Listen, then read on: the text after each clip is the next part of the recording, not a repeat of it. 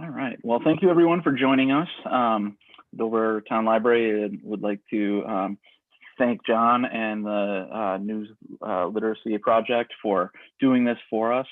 John is the Senior Director of Education and Training at the News Literacy Project. The News Literacy Project is a nonprofit organization, nonpartisan education program that helps teach the public and educators how to be more news literate. The Dover Library would like to thank the Friends of the Dovertown Library for sponsoring all of our programming. If you would like to know more, then you can go to the dovertownlibrary.org and find the link to the Friends of the Library. So without further ado, I'm going to turn it over to John and let him get started. Thanks very much. Good evening, everyone. Thanks so much for taking some time out of your day to join this program.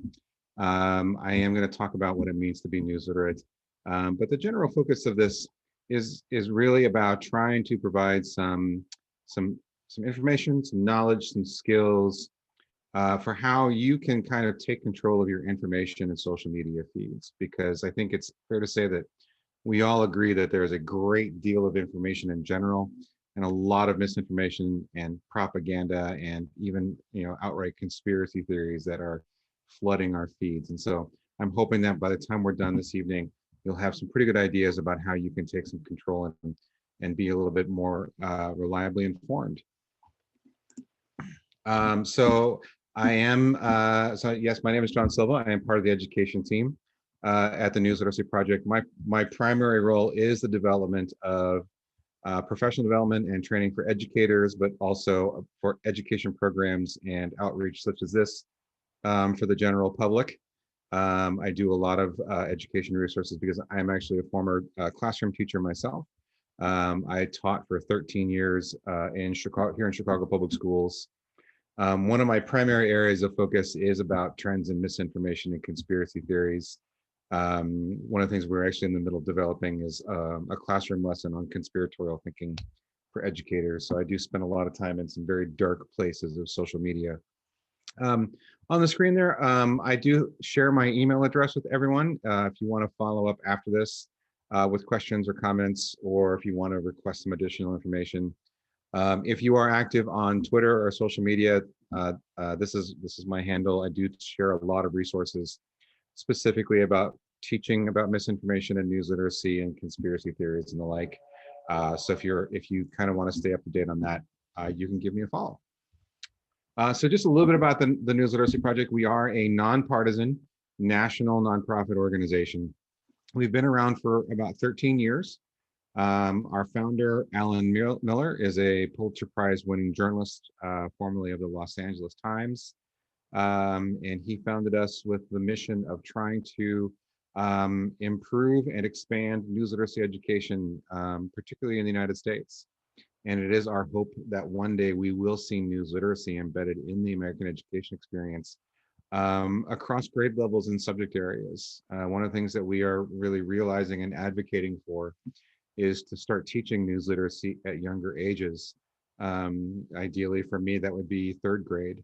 That's a good starting point to start laying the foundation so that by the time young people graduate from high school, they are able to be reliably informed and empowered to be active participants in the civic life of their communities. We do believe that news literacy is an essential life skill. We sometimes even refer to it as a survival skill because being reliably informed is part of everything that we do. Everything we come down to, every decision we make depends on the quality of the information we take in.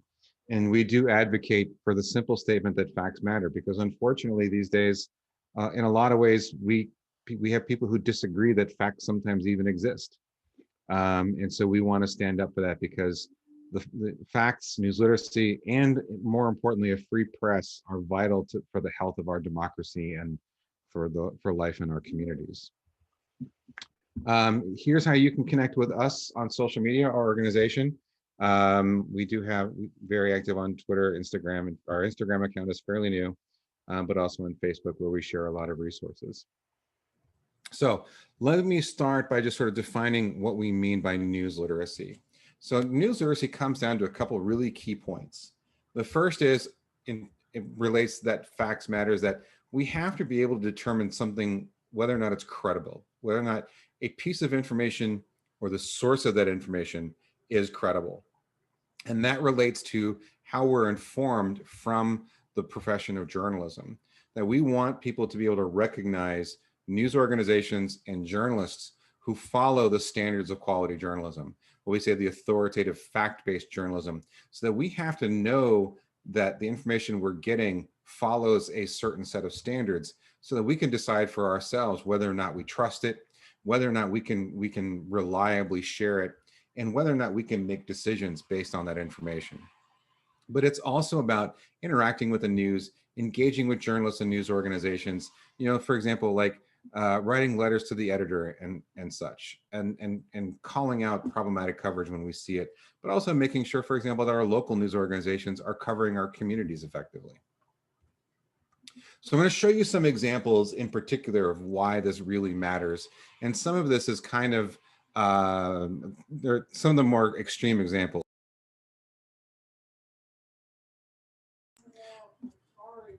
So first off is just how bad the problem is, right? Based on this NPR PBS NewsHour Marist poll from earlier this year, they talked to Americans across the country and asked them about this, and almost 60% said that they have a hard time identifying and recognizing false information. They see things that they believe are intentionally misleading and then inaccuracies, and they have a really hard time because there's so much information out there that can be overwhelming, and it's hard to know what to trust. Likewise, when they talk to people around the world, 63% said that the average person, we don't know what good journalism is. Like, we can't recognize quality journalism from a lot of the things that people are putting out there that actually fall more in the category of propaganda or opinion pieces, rumors, and falsehoods. So here's an example. So this is an example that we highlighted in our weekly newsletter called Get Smart About News. So we see a lot of election-related misinformation out there. And here's one example of this. So this is a Facebook post that was shared over 10,000 times when we took this screenshot. So this person is trying to suggest that because they got these 4 pieces, these 4 envelopes in the mail, that they get to vote 4 times. The reality is these aren't ballots. These are actually ballot applications. And it's unclear why this person got 4 of them, but the idea that just because you got them in the mail means you can vote 4 times, it's completely false. But people are sharing this because they're trying to feed into this narrative that voting by mail is somehow inherently flawed or fraudulent. Another example is this video that made the rounds on YouTube recently, showing former Vice President Biden getting off of a plane. It had been selectively edited to make it seem as if Mr. Biden was waving to an empty field. Whereas if you had actually seen the full clip in its original context, there was actually a small crowd of people there that he was waving at as he deplaned. What was actually very interesting was around that same time, this video of President Trump went massively viral, that had also been selectively edited to make it seem like he kind of lost where he was going and was wandering aimlessly in the field and pointing at the puddle of water. The reality is that the video is actually over 2 years old. And if you saw the full context of the clip, he was actually waiting for the First Lady. And as she was walking out, he pointed to the puddle, sort of warning her that it was there. So it's interesting that in a very short period of time, we had 2 selectively edited videos that were both trying to make the presidential candidates look, sort of feeble-minded and lost. And then another example is this. These types of rumors fly around social media very easily. So this idea that all McDonald's restaurants were removing their American flags and putting up Antifa and Black Lives Matter signs. This screenshot in particular had over 5,000 shares, right? And so it's a completely false rumor. But things like these spread so very quickly and so very easily. And this is one of the biggest problems we have, is that not only is there all this false information out there, but it spreads so far and so fast. So one of the things I want to emphasize as we go through this, we're focusing on the news literacy skills and the content, meaning the information and the source of that information, not where we receive it. This isn't a Twitter problem or a Facebook problem, right? This is an information problem. We will encounter it on social media. We can even encounter it in flyers that come in the mail. We can encounter it on bumper stickers that people put on walls, or even billboards, right? So we have to think about these skills as they apply to information, not the source. So a couple of key questions I want you to think about. So looking at these examples, you might have actually seen some of them. So one of the first questions is, if you decided to search for this, what do you think you would find, right? Would you find information, would you be able to find information that helped you verify it and debunk it? Would you find more information that amplifies it? And so would you be able to evaluate the information that you find? And also, hopefully, if you don't have some confidence in being able to verify it, by the time we're done this evening, you'll have more confidence in doing it. So I'm going to talk about some skills, but I'll sort of pause there for a second to see if anybody has any questions about those examples or any of the things that I've mentioned so far.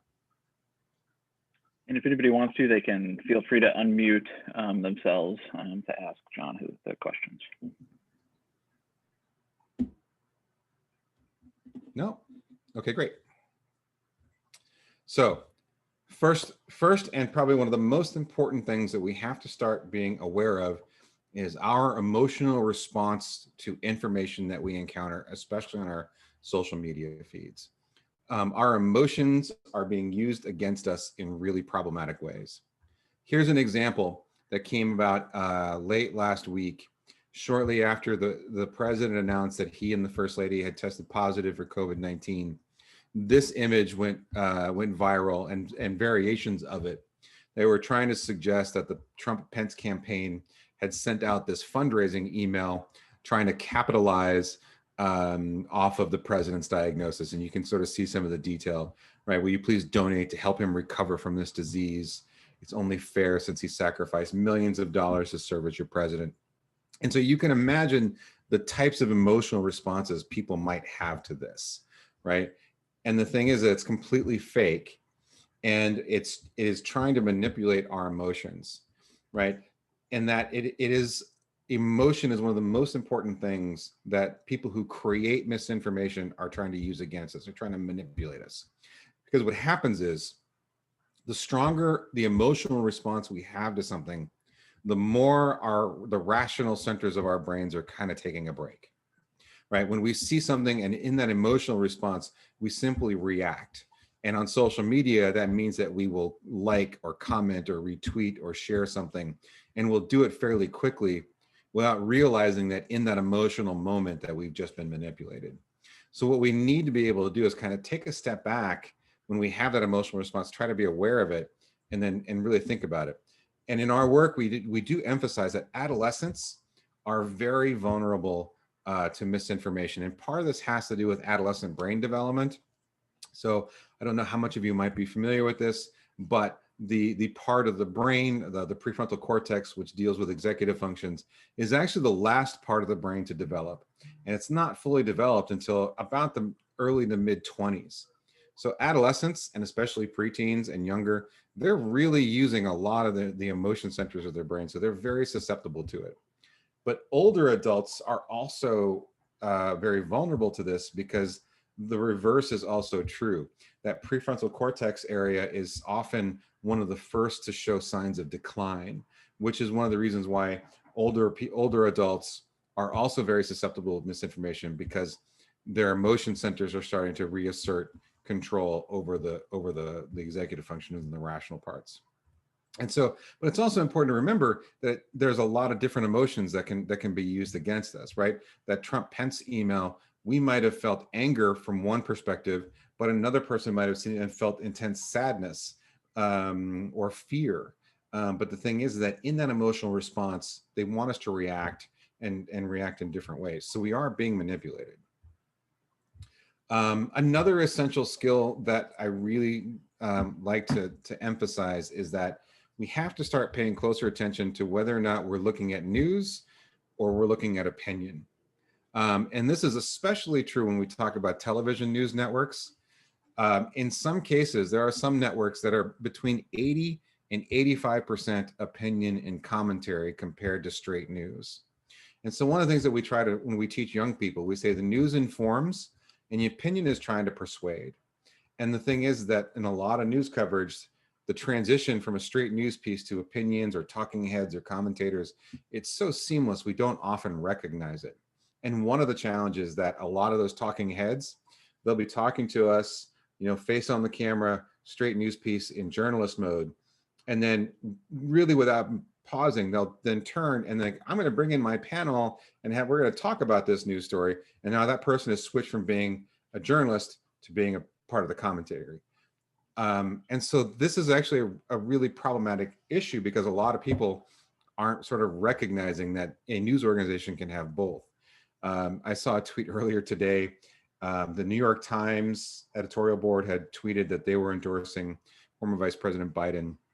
And a lot of the comments that were on that tweet thread were talking about how like journalists shouldn't have opinions. Like this is wrong. Why are you taking a side? And people are not, are sort of forgetting that like those exist together in the same news organization.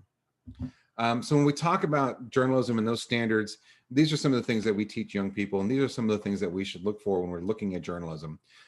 Information should absolutely be verified, and it should be clear how they verified it and the multiple quality sources that they use to verify that information.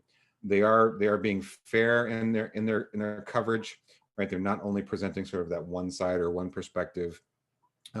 So for example, if they're reporting on something that's critical of a politician, right, that politician should have an opportunity to respond in that article. Accountability and transparency are absolutely critical. If a journalist or a news organization makes a mistake, they issue a correction. They own up to it. And that's actually a sign of a quality news organization, that they will correct things no matter how small. And they're also transparent about some of their relationships. So for example, anytime the Washington Post covers a story relating to Amazon, right, in that story, they will say that the Washington Post is owned by Jeff Bezos, who also owns Amazon, right? They're transparent about that. It shouldn't affect their coverage. And if you can see ways it affects their coverage, that can be very problematic. But like that's something that we need to be looking for. But also when we're reading these news stories or watching the news reports, they have to give us enough context so that we can understand everything. And so these are some of the things that we should look for. And then also, when we look at opinion, there are some things that we should look for. Most reputable organizations will signpost that this is an opinion piece, or this is an editorial, or this is perspective. The tone of the writing is also very different. A lot of opinion pieces are written in that first person, using superlative and that sort of persuasive language. Okay, next skill that I want to talk about is really taking a pause when you see something and really thinking about whether or not there's evidence to support the claim that's being made. So this is an example from we have this app called Informable. And one of the things that we talk about is like evidence or not. So I'm just going to ask, and I'll see if anybody wants to sort of chime in on this. So looking at this example, so this person has posted this image and he says, not one Democrat showed up to listen to border officials about the dangerous situation on our border. Not one, not one. So I would just ask, like, does anyone here think that this image is evidence to support the claim that this person is making?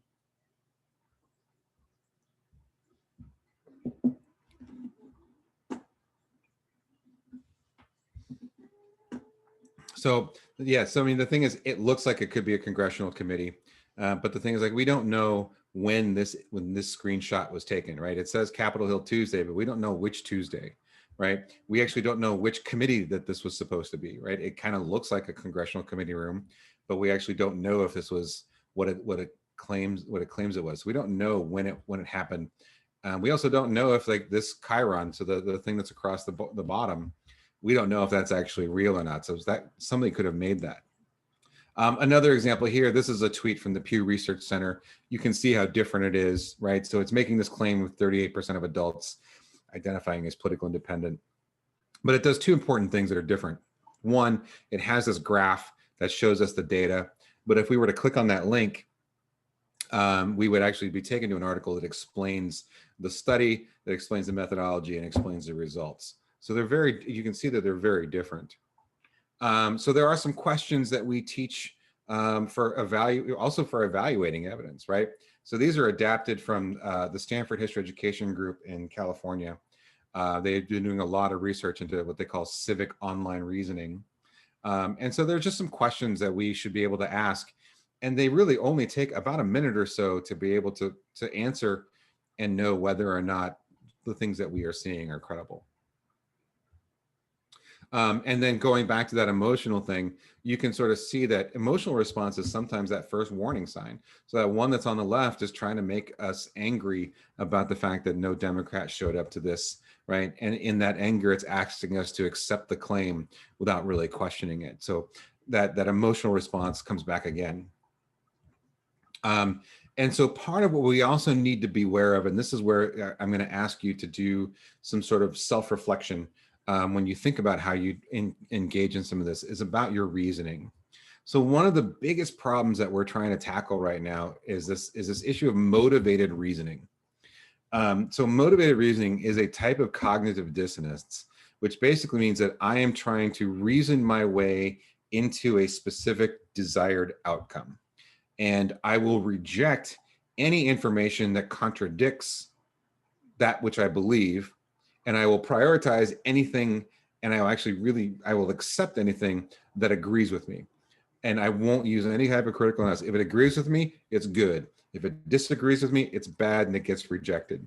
It related to this is also confirmation bias.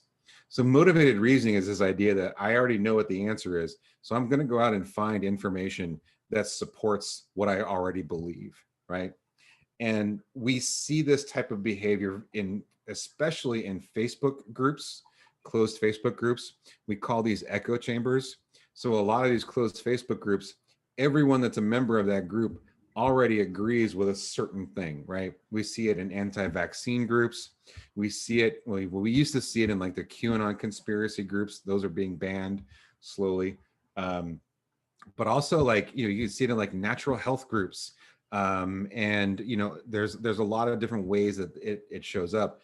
Everyone that's in that group, they already agree with each other, and they're only really sharing things that just support that belief. It's in many ways, it's the complete absence of critical thinking. And so one of the things that I do like to sort of encourage people to remember is that you just don't let your beliefs become facts, right? You can believe something, but you still, in many ways, have to be open to the idea that what you believe may not actually end up being true. Okay, I'll pause again just very quickly to see if there are any questions. I know I'm going kind of fast and throwing a lot of information at you. Any questions so far? Any comments? I will say too, John's going to make these slides available, and if anybody wants them afterwards, then they can email anybody at the library, and we will make sure you get them. So. Oh yes, as soon as we're done, I'll send you over the presentation. Okay. Hi, so I do have a question. Have a question. Would you say that the source of fake news that you're covering right now is mostly stemming from social media, like Twitter, Facebook? It's not really pertaining to fake news that you might see in a newspaper? Yeah, I think when we talk about misinformation and fake news and the like, it is overwhelmingly found on social media. And by social media, I mean all platforms, right? It is Twitter, it is Facebook, it is especially Instagram. There's a lot of conspiracy theories on Instagram. We're seeing a lot more of it on TikTok. So young people are being exposed to it in greater depths on TikTok. But it's also in these sort of group messaging apps. So WhatsApp and Telegram and Snapchat, like that's also another place, because a lot of people are on these big group chats. And so we're seeing more and more of it being shared that way. So yeah, we don't really see a lot of misinformation published, in traditional news outlets, with the exception, I think, of some of the commentary that we might see on some television networks. We see it on some hyper-partisan blogs and the like. We do hear it, you will hear it on some radio programs, especially on like satellite radio programs and independent radio outlets. So it's out there as well, but no, social media is by far where we get most of it. And it's particularly bad right now because we have been isolated from one another since March, right? And so one of the things that we have done in since then, we have really embraced what was supposed to be the original intent of social networks, which is like keeping in touch with people. We're relying on internet connected technologies to remain connected with one another. So we're actually spending more time online than we used to. And so now we're actually being exposed to it more and more. So that's another downside of the pandemic. Looks like Mary has a question as well. Sure. Are you also finding people that were credible in the past now joining other groups that aren't as credible? Like as far as I think I don't know that I could come up with anyone who is in particular along those lines, but I think that if not necessarily in terms of like journalists or like news organizations that way, but I think one of the things that a lot of us have been finding in our sort of our personal networks is that many of you have probably seen someone, a friend, family member, loved one, who sort of, I use this term very deliberately, slowly became radicalized by some sort of misinformation or even a conspiracy theory because of how much time they spend on social media. I know several people personally who used to be, what I felt were fairly straightforward, reasonable people, but fell into these cognitive traps of closed Facebook groups and motivated reasoning. One of my best friends, his wife in recent months has turned completely anti-vaccine, and she's losing a lot of what used to be what I felt was her credibility. So it's very challenging because like we're seeing a lot of changes in people's behavior, in particular online, but it's also how we're engaging with information. So it is a slippery slope in some ways that way. I hope that answered your questions reasonably. Yes, thank you. Okay. Okay, so let's talk about some fact-checking skills. So I'm going to show you 3 really important fact-checking skills that you can start using sort of in your own practice and how you verify information. And one of the simplest, and we kind of often forget about this, is the Mark 1 eyeball, is just sort of looking at something. So I'm going to show, so here's an example. So this tweet went viral, or this image went viral shortly after the death of Ruth Bader Ginsburg. And it was suggesting that NBA players were wearing these t-shirts with sort of the lace collars in honor of her, right? And so this image was shared widely for a couple of days. And so one of the things I want you to take a quick look at, so this is an enlarged version of it, obviously. So take a look at this image, and just looking at it, can you spot anything that suggests that they may not actually be wearing t-shirts with RBG collars?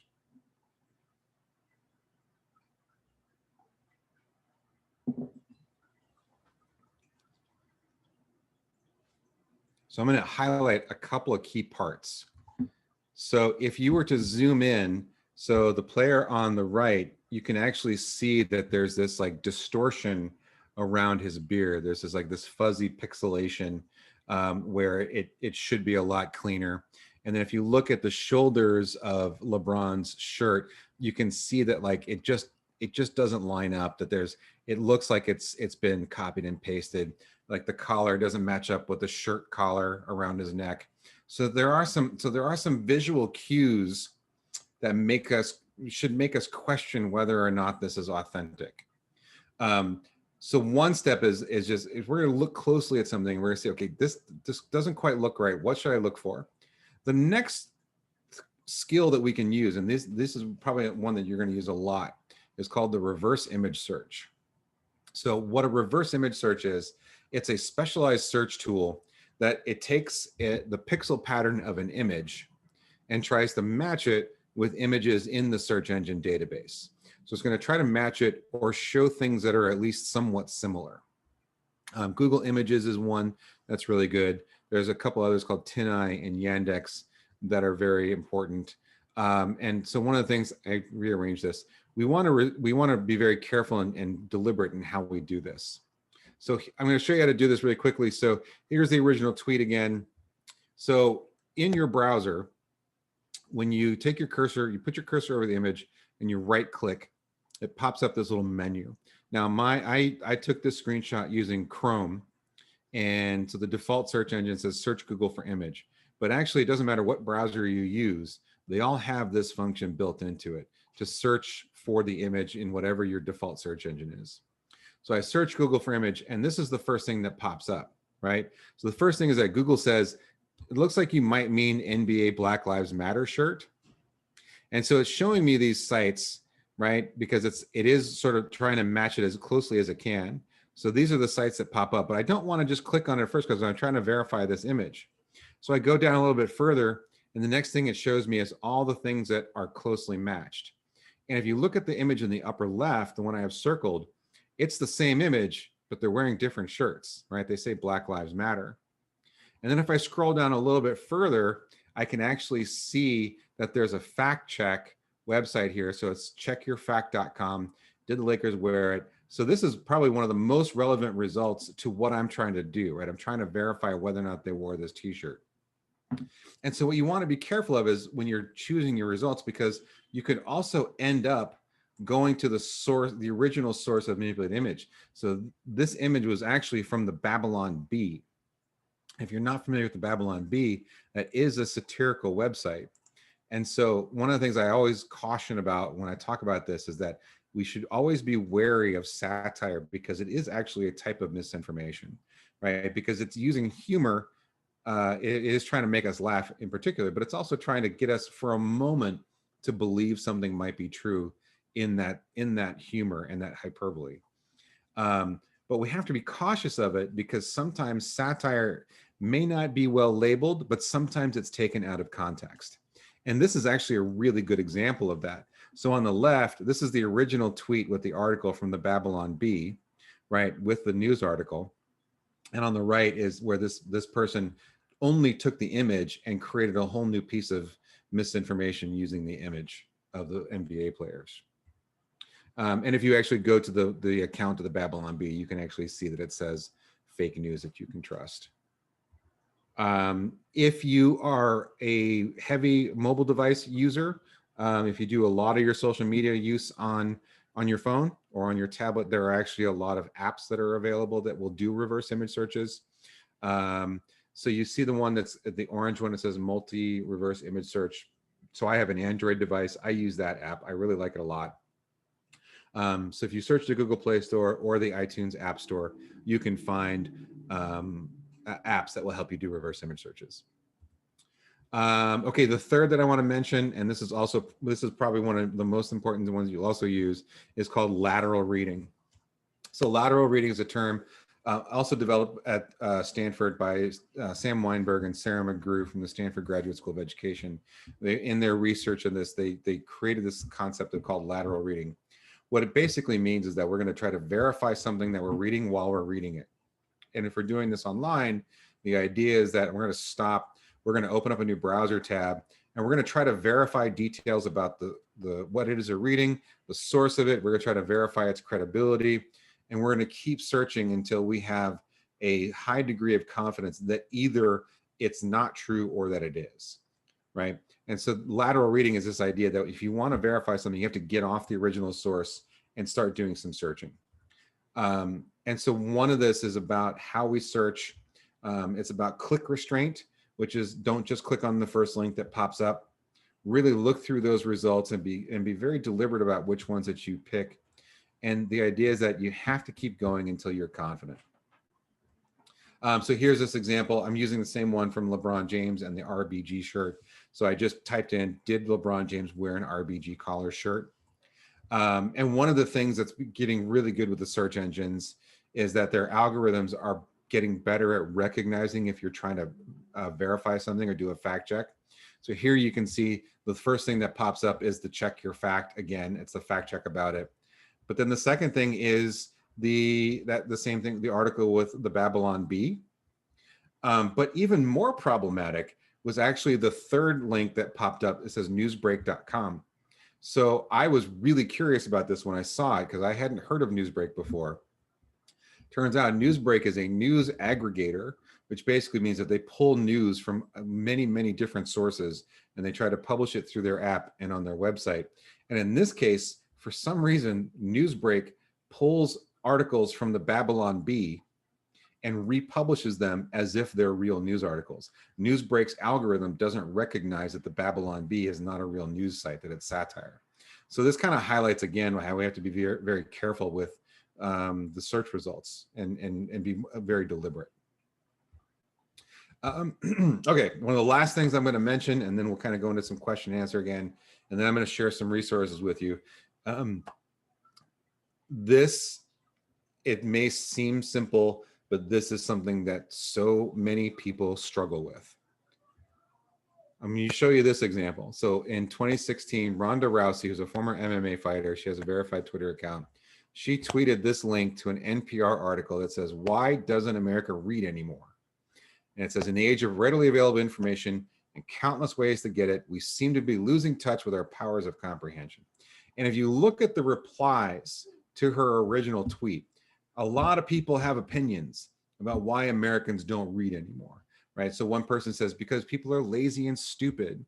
Buttercup Americans are inundated with social media and circuses and bread, right? It's a sad state of affairs. Nobody respects the value of a library anymore, right? But the reality is, had they clicked on the article and read it, they would have discovered that it was an April Fool's joke from NPR, talking about why people don't click on the links and read the articles, right? That's why people don't read anymore, because people don't click on the links. And they actually ran this for a couple of years, and it still pops up every once in a while, right? So yes, haha, funny April Fool's joke. But I want to show you why this is really important. So there was a study that was done by Columbia University and the French National Research Institute. They did this 4 years ago, but they actually studied trends on Twitter, and they found that 59% of the links to articles that were shared on Twitter, people didn't click on it. But worse, people were sharing these articles and they were commenting on these articles and they were arguing about them without having ever read the article. They basically made their decision based entirely on the headline. And so this actually is highlighted earlier this year. So this article popped up on my feed earlier this year. So this article pops up that Vermont was proposing this bill that would ban cell phones for everyone under the age of 21. So this is from ABC News, national ABC News, their verified Twitter account. Same story on CNN's official Twitter account. We have Democratic State John Rogers of Vermont propose this, and he said, and quotes him as saying, "Cell phones are just as dangerous as guns," right? And if you looked at the comments in these tweets, people are doing the exact same thing. Kids have no business with phones. What's their reason for this? Nanny state, right? People had very strong opinions about this news story, but the reality is, had they read it, and this is the one on the right, this is from the local NBC affiliate, one of the local NBC affiliates in Vermont, gave us the most important context, was that he proposed it as a sort of protest bill against what he felt was Vermont's overreaching gun control laws. And in the article, and actually in all of the articles, they actually give us that context. And he even says, "I know it's not going to pass. I'm not even going to vote for it, but I'm trying to raise awareness about this other thing that's really important to me." But the thing is that so many people with this news story were getting angry and having all sorts of strong reactions to headlines without having ever really taken the time to read the article. And so this is something that I'm sure many of you probably know at least one or two people who will share things and have outrage about something, and it turns out that it's completely for nothing because they didn't really understand what they were sharing. So please make it a habit yourself and recognize it. Before you share something, before you comment on it, read the article so you know what it is that you're commenting on. Can I ask something? Sure. If you were to click on that link that says ABC News Go or whatever.com, would you then get the article that told you the context?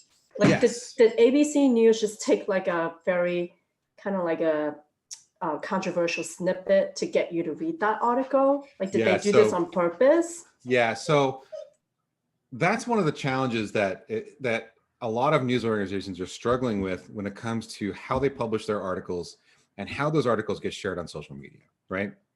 So there's a couple different aspects of this. So I read all the articles that I've screenshotted here, and each one did provide the essential context about why the state senator filed the bill. Like, so they were all responsible in their reporting in that way. So yeah, so that is one of the questions that we would want to ask each of these news organizations. So like, when you wrote this headline and when you wrote this lead, did you make a conscious decision to leave that part out, right? Were you trying to sort of just give us enough to make us want to click on it and read it? You know, so this is like a double-edged sword, right? So they want us to click on the articles and read the articles, but one of the problems is that people don't click on the articles and read the articles. So this is one of the other things. But the other challenge, which is actually something that the platforms are trying to figure out, is like, so when you post a link to an article, how much of that article does the social media platform pull in its preview, right? So usually, so these examples from Twitter, they will show the headline and the lead of the article from the link, and then the news organization can put whatever they want in the tweet. So for example, this CNN example, right? So the first part, Democratic State Senator John Rogers has the quote, "Someone from CNN's social media team wrote that in as the content of the tweet." And then everything below that is what Twitter pulled from the actual website, the article website. So as that preview. So much of it, the news organization has control over, but some of it they don't, because it's what the platforms do. So, I mean, this is where, you know, I actually called out all of these news organizations and say, hey, you kind of left out a really key detail here, right? This guy isn't really trying to ban cell phones, right? And by not putting that piece of context in there, that's problematic coverage. And that's actually something that we try to encourage young people to do, and everyone, is that when you see something like this, we got to call them out on it, right? Because it's being irresponsible, and it is going into that clickbait territory, which we don't want reputable news organizations to do. Okay, so let me sort of start to wrap up here. I'm going to share some things, and I'll also sort of open up for some other questions. There are some other things that you can do. And so one of the most important things that we encourage people to do is to join us in the fight to stand up for facts, right? Facts matter. Facts are vital to us as a civil society. We need to be responsible for what we can control, but also recognizing that the things that we share, other people may share it as well. So it's like that game of telephone. So if we share something that's incorrect, more people might amplify it and share it themselves. So we want people to be part of this fight, to try to take an active role in verifying information, double checking things, and making sure the things that we share with our networks have been verified and are reliable. One of the things that we have, there's this thing, I'll have a link where you can download this.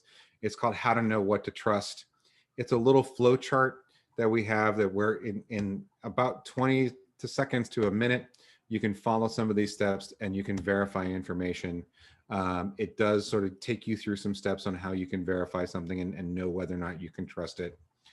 So this link here, bit.ly/news-lit-trust, I will share this with you a bit later. Maybe I'll drop it in the chat if I get a chance. It's case sensitive. It'll take you to a PDF of this document. Some additional resources. We are building a lot of resources for the general public. So we have a version of our Checkology virtual classroom where you can learn a lot of news literacy skills, much like our students do. We have a newsletter. I'll share a link where you can subscribe to our newsletters in a second. One of them is called Get Smart About News, which comes out every Tuesday, and it talks about some of the trends in viral misinformation and the like. We have a new podcast. I'll share a link to that in a second. And then we also have some information on our website. So if you are an educator, I would be happy to reach out to you separately to share some of these things as well. So newslit.org/for-everyone. This is the part of our website where we have a lot of resources for the general public, where you can get some links to things. For example, the newsletter. some of our quizzes, and some other and additional resources. If you like podcasts, Is That a Fact is our new podcast. We just released our 4th episode today. We're very excited for it. If you go to newslit.org/podcast, or if you search for it on all the major podcasting platforms, you should be able to find it. My colleague, Dara Warland, has been doing an amazing job talking to people, not just about journalism, but also about trends in misinformation, election misinformation and disinformation, and a lot of things like that. I'm actually going to be talking on it at some point soon, which will be interesting. So if you like podcasts, please take some time and give us a listen. And if you go to newslit.org/subscribe, you can get connected to our newsletters. So NLP New Connections comes out every quarter. It's really just about us as an organization and the things that we're doing. Get Smart About News is sort of that weekly roundup of misinformation, and how to be a more engaged and savvy information consumer. And if you're an educator, the SIFT comes out on Mondays. It is very similar to Get Smart About News, but it is very educator focused. It talks about how to use recent trends in misinformation and viral rumors, and things that are happening in the field of journalism, and gives you some really engaging ideas for how to turn those into authentic learning activities for your students. That's what I've got for you tonight. I'll pause here to see if there are any additional questions.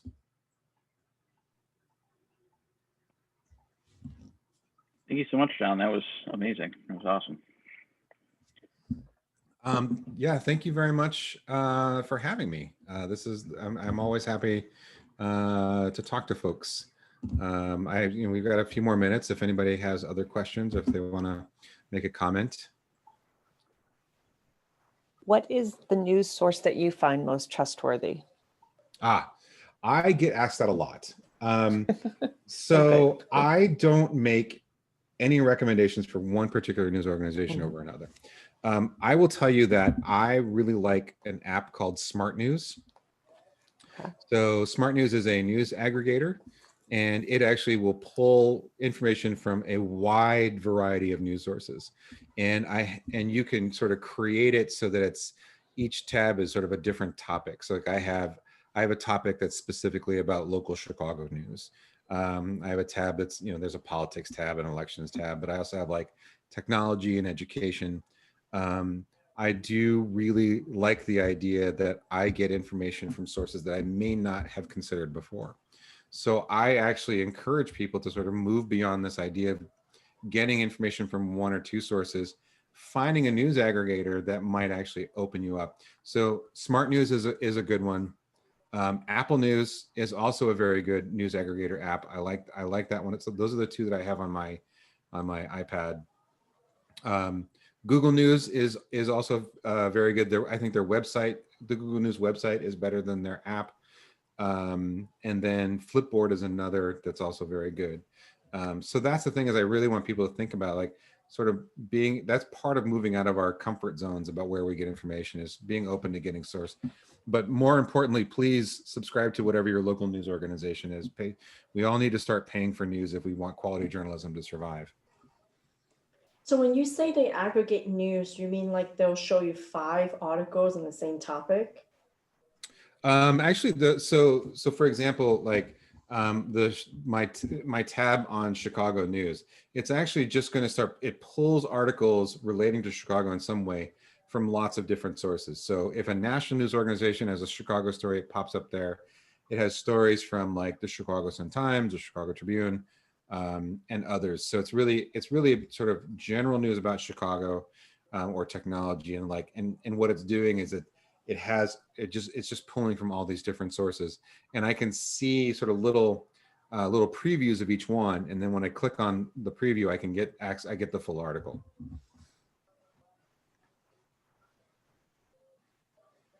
And a lot of them are very customizable. Like Apple News is also you can customize, to sort of see the things that you really want to see and prioritize that. So, is there a fact checker that you prefer, or? I think in general, PolitiFact has been doing some amazing work. The fact checkers at the Washington Post have also been doing a great job. One of my favorites is actually AFP. They actually, I think AFP is one of those that really goes above and beyond to make sure that we understand everything that they did in the process of doing a fact check. And so that's one of the things that we have to look for, right? Is that quality fact checkers show their work. They will tell us like what the claim is, they'll tell us what the determination, and they will give us information that we can evaluate for ourselves to do that. I think, some of them can get a little problematic with like how they sort of talk about their fact checks in terms of how they sort of grade things, so I think that sometimes they can sort of show a little bit of bias in those ways, but the more important thing is that they should show their work. Snopes is also pretty good as well. I think Snopes covers a lot of things that other fact-checking organizations don't. One of the things that Snopes is actually really good at is what they call photography, F-A-U-X, photography. So they do a lot of debunking of these sort of viral fake images and the like. But also one of my favorite journalists who is out there about debunking and fact checking is Jane Litvinenko at BuzzFeed News. I've actually worked with her a couple times. She's been doing a lot of amazing work with misinformation relating to the president's COVID-19 diagnosis and a lot of the things that are relating to the pandemic. So she's actually, as an individual fact checker, I have immense respect for the work that she's been doing.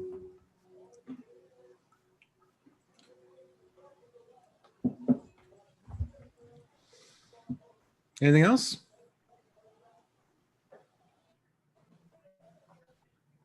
Well, thank you for inviting me. I hope you all found this to be informative and useful. And please, feel free to reach out to me directly if you have additional questions.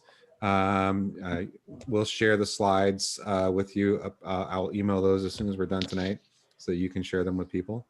And I'm really glad that you took the time to sort of listen to me talk tonight. I really appreciate it. Yeah, thank you so much, John. This was really informative and great. And thank you everyone for joining us tonight. And I guess with that, we'll call it an evening. So thank you all so much. All right, you're very welcome. Have a good night, everyone. Thank you.